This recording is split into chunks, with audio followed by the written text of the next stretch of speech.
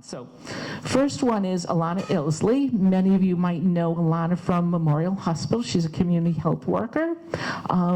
Today her presentation is entitled, I've Got the Receipts. Alana uses humor, photos, and music to share her story of raising two teenage daughters while caring for her mother with dementia. Her performance sets the stage for an honest panel discussion with younger caregivers navigating careers, families, and caregiving all at once. And again, that was what we're looking at this year, is for all caregivers, but sometimes younger people don't always think of themselves as, wow, I'm a caregiver now for still my kids and now my aging parents. So I'm just going to hand it over to Alana, make sure she's all set to go, and please enjoy. The MWV Caregiver Expo. I want to thank visiting nurses, and especially Jennifer and Ashley. They do a great job.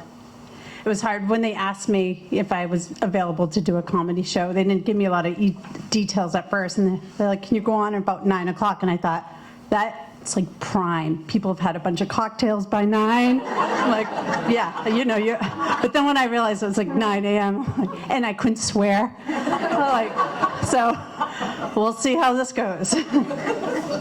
And also, I'm not great with, I'm 50 years old, so this stuff is hard. But so it's called I've Got the Receipts because this whole thing is based on true stories, and I actually have pictures to support the stories. And my family supports, they know I do this, and I always tell stories about them, so they do get nervous when they'll do something in front of me, and they like look like, oh no, she saw. So, and I'm just gonna lift this because my memory, I can't remember a lot of things myself. But so I was a caregiver to my mother, Deborah, and she was diagnosed with dementia in her early 50s. She was my age. My teenage daughters at the time moved in with my mom and dad to help my dad take care of her. It was hard. We didn't have a clue what we were doing, and we sucked. And I know that for a fact because my sister reminded of us of that all the time. She lives in another state, so she wasn't able to help much. And she visited probably 3 times the entire time, always telling us what she would do if she lived with us. I mean, I know it's hard. She lived in Maine, like in a small town next to Freiburg, so she wasn't able to come. But my mom ended up passing in 2018, and it was an honor to take care of her. Today, my 77-year-old dad, Dennis, and my young adult daughters live with me. So technically, I'm no one's caregiver yet, but I'm always worrying about them. I worry about drugs, alcohol, STDs, internet dating, and that's just for my dad. It is awkward, but it's important to have conversations with your parents and ask them, like, what are your wishes if you were no longer able to care for yourself? What would that look like to you? I got lucky because my dad one day said to me, Alana, if I couldn't take care of myself, I have it all planned out. I'm like, wait, let me grab a pen. Hold on, I gotta write this down. I'm thinking, all right, he's gonna tell me about his lawyers, and maybe perhaps he bought like a prepaid burial, and I gotta write down his password. So I'm like, okay, Dad, what is it? And he said, I'm gonna just get up and I'm gonna walk out into the woods. I'm like, okay, all right. That sounds beautiful, definitely. He's just gonna, go like lay on a bed of pine needles and chipmunks around him and little baby deer, and maybe a fresh blanket of snow will cover his body until the spring. Sounds beautiful, but that's not my life. So meanwhile, I'll be like on an episode of Investigative Discovery, and they'll be like, it was a cold November morning, and his daughter Alana says he just walked out into the woods. And then they'll pan over to my sister. She'll say, really? That's what Alana said. He just walked in the woods. That man's never taken a walk in his life. I would look into that. My mother also died under care too, now that I'm thinking of it. But actually, my mom passed away in a nursing home, which was unfortunate, but it was a few years ago, and I did not know about all the resources that we have to help people age in place. So now I'm hoping that I'll share a few things with you that might make, let you know about some of our resources. In the US, Maine has the oldest population of people over the age of 65. New Hampshire has the second oldest population. And in New Hampshire, Carroll County has the oldest population. But our community is preparing.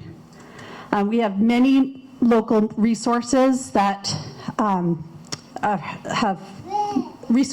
many resources inside each one. So I'm just going to talk about the Gibson Center.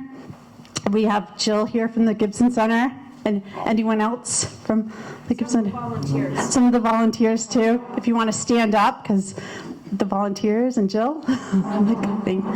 Yeah, it's great. If you don't know about the Gibson Center, they offer lots of things. They welcome people to dine Monday through Friday. Monday through Fridays. They have a hot meal to share with dozens of other people. They have exercise classes, education classes. They offer transportation, Meals on Wheels. They do day trips, extended trips, and that's just naming a few things. In my current role, a lot of people ask me a couple questions, and some of them, hold on one second, questions are, people will say, how can I prepare my parents for if I can't take care of them? So I'll suggest things like, there's home health agencies that you can look into, or there's great nursing homes and we can tour them together if you want. Or, you could get creative. Now hear me out. You could buy your dad a pair of hiking sneakers and like a one-way ticket up the cog and see where he goes from there. That could work. But another thing that the caregivers always ask me is, does Medicare pay for home health aides? And unfortunately, it doesn't. Home health aides usually are self-pay, unfortunately. But I know myself, I got creative, and to earn some extra money, sometimes I would, I was earning I'd say $4 to $5 a week by playing games with my mom. We played Memory, and you'll see right here. I was betting her money, so I brought in some cash. And then, now I'm going to talk about sensory systems. So our senses change as we age. It affects, hearing, vision, balance. Changes can be a safety concern. Like if you can't smell rotted food, that's obviously a safety issue. If you can't smell burning wires or smoke, that can be scary. You might notice that your parents tend to eat toast and jam for dinner or ice cream. That's because we lose our taste buds. And one of the last taste buds to go is the one that identifies sweets. So if you're aware of the changes of your sensories, some of the behaviors your parents have sometimes make sense. Whoops. So who am I to make fun of people? So it's important to delegate, and if you do have a relative that lives in California, they can still help. If you have your niece could call your mom once a week and ask, Mom, what do you need at the grocery store? And she could place a Walmart order and then have it delivered to the house. And that saves a couple of hours of time for you. It's always important to ask for help. I worked with a family that had a great system.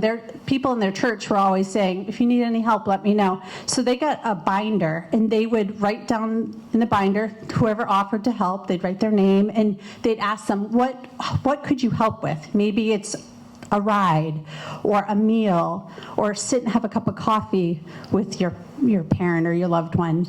So they would, and what days are you available, and what are you willing to do? Because some people would say, I don't mind, helping, giving a shower. So you would know what their boundaries are, and that way, when you're sitting there thinking, I would have loved to go for lunch with my friends today, but I have no one to care for my parents, utilize those people. Always be kind to yourself and laugh. At my house, we always laugh. We use humor to deal with everything. So, and it's a good thing that I am forgiving to myself, because my career started 25 years ago, and it almost ended the first week. I was toileting someone, and he had advanced dementia, and he wasn't speaking anymore, and he couldn't stand. So I had an electric chairlift, and I carefully put him on the chairlift, and I brought him over to the toilet, and I slowly was putting him down with the chairlift, and as soon as his bottom hit the seat, I heard, "Woo!" I'm like, so I quickly put him up. And I went around the corner, and I looked, I checked the integrity of his skin. I'm like, no, there's no red areas, there's no bleeding. I'm like, oh my God, I'm terrible at this. So I slowly let him down. And I'm standing there making sure, I'm trying to do some math equations in my head and just line his bottom up carefully with the seat. Finally, I hit the button one time, and I'm like, what am I doing wrong? What am I doing wrong? So one of the season's nurses' aides came in.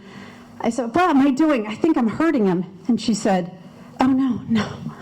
Oh my gosh, you don't, Bill, you're pinching, you're not pinching his testicles.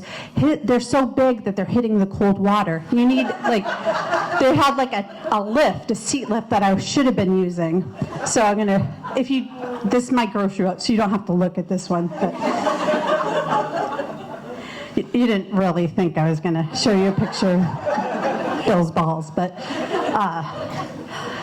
I couldn't. It was 25 years ago. I didn't have a cell phone yet. But this seat, when I went to go look for it, they market it as, do you have mobility issues, or did you have a recent surgery? I think if you rebranded this, you could make some serious money. You could be like, I could see the commercial now, like a little family sitting around, having some soup, and I was like, woo! And it's like, Mama, what's the matter with Papa? Oh, it's all right. He's fine. She's in the bathroom, and I think his mount testicles, they probably just hit the ice plunge. He's fine.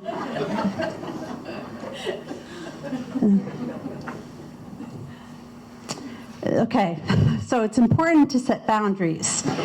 So, as our parents age, sometimes their circle of friends and families get a little smaller, and sometimes you have to set boundaries.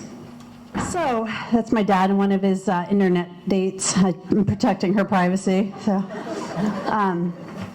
to set boundaries and to help communicate, to set boundaries, you might say things like, Mom, my husband and I eat at breakfast together every morning. It's really important on Sundays to do that, so I'm going to ask you not to call until after 9 o'clock.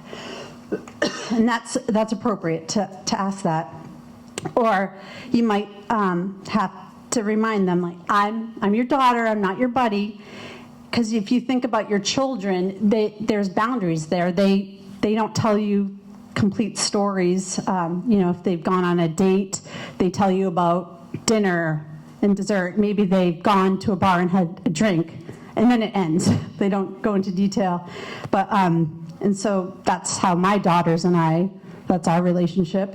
My dad, not so much, but so this was one of his internet dates that he went away with for a weekend, and he was so excited about the date, and he kept running out of his bedroom, and he's trying to pack for the weekend, and he said, how many pairs of pants should I bring? I'm like, Dad, you're going for 2 nights. So I personally would pack 3 pair, but because you never know. He said, okay. And then he'd go back and pack, and he'd run out again. Okay, how much medicine should I bring? I'm like, Dad, you're going for 2 nights. How many times a day do you take that pill? And he said, well, I can take it as needed. I'm like, oh, is it acetaminophen? You know what, I would bring the entire bottle because you never know. And he's like, oh no, it's my Viagra. You know what, I'm gonna bring the whole bottle because you never know. Like, oh, Dad. So, communicating. These words might have different meanings to a 17-year-old and to a 77-year-old. So it's important to know your audience, which I kind of felt like I didn't really peg mine real well today because some of the jokes I'm like, really, maybe not appropriate. But I speak to my dad a little bit differently than I speak to my daughters. When I speak to him, I change my pace, I slow it down. I try to face him when I'm speaking. I love the holidays, and this also is a true story. The day before Easter, I wanted to still make it special, even though I had adult children in my home. So I had bought all kinds of specialty, like craft beers and ciders, and I hid them all over the yard. And the next morning, I got up, and I was excited to, see if the girls had woken up yet. And my dad was sitting and having coffee, and he said, "Hey, can you sit down?" Yeah, what's going on? He goes, your girls, they left beer all over the yard. I've been out there all morning picking them up, and some of them were still full. Like, Dad. So once I explained, he actually joined us. There, you can see he was here looking for beers, and he collected a bunch. So he joins the fun, which is great. Caregiving is hard, but a lot of caregivers, when they look back on their experience, they talk about the things that they got from it, where some people say they got a profound sense of purpose, deepened relationships, personal growth, self-discovery, gratitude and perspective, stronger emotional resilience, and legacy of love. So technically, in a way, I guess we are paid to be caregivers. My friend Melissa suggested that I end this with a video. It's not funny, it's just, yeah. I'm going to pull the mic when you hit the play. Okay, yeah. So I'm going to show you this video, and oops, I'll pick those up after.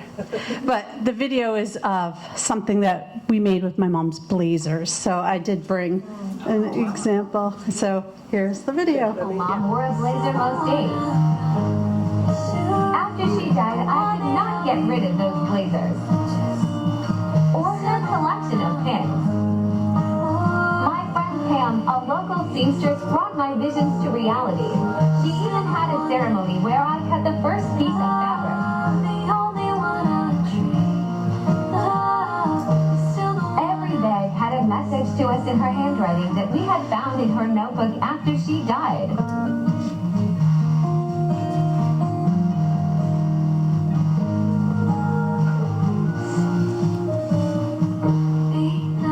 Our dad got a handsome bag to hold his sketchbooks and my favorite sleeve tie. I can picture her vividly in every piece. Yeah, so this is it. Yeah, all right. Thank you all.